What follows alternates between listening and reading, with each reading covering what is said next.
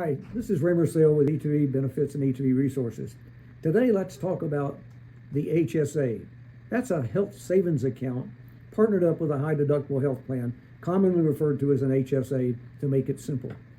Now, in the HSA plan, different from the other plans that you're accustomed to seeing, everything goes to the deductible before anything is paid by the plan. But here's the advantage. You can set aside money toward your deductible in pre-tax dollars and placed in a tax-free savings account. That's where the HSA part comes from. There are lots of things you can buy with that HSA debit card that you get. For example, you could go to the store and buy Prilosec with that debit card. Remember, you paid for it with pre-tax dollars, but you can't buy that Prilosec with your other health plan because it's not covered. So there are lots of advantages, and that's just one item of a very, very long list. But there are more advantages to the health savings account than just the savings account. Probably the biggest portion of that is that money that people set aside for their savings account, they treat it like it's theirs.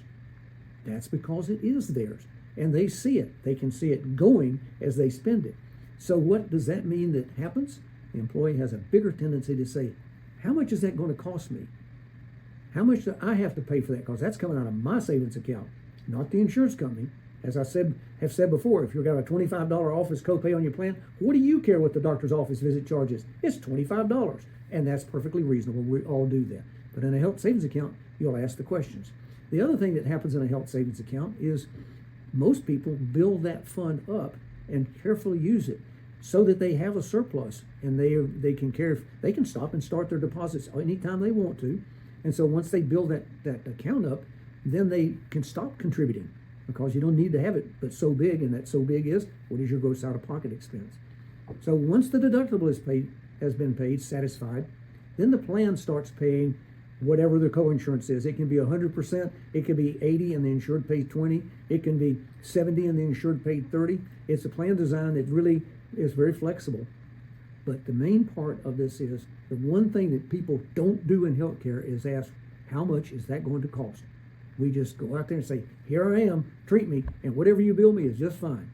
The HSA puts that thought process in and makes you think before you spend.